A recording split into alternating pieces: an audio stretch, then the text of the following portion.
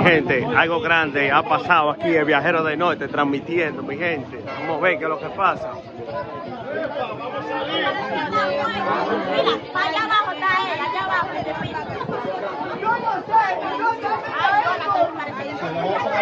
¿Qué es lo que pasa?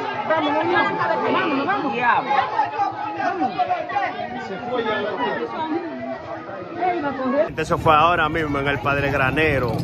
Dos haitianos matan a otro haitiano. Miren el rebú de gente que hay aquí. Síganme en mi canal de YouTube para que vean los consentimientos. Eso es terrible, mi gente. Eso fue ahora mismo. Ahí donde está la ambulancia que está el muerto. Le mocharon la cabeza. Muy lamentable este hecho.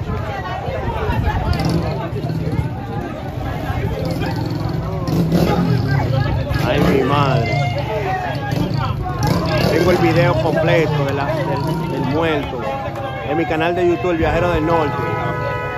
Ese es el machete con el que le mocharon la cabeza el haitiano. Mírenlo ahí. Esto es terrible, mi gente. Lo que ha pasado aquí hoy.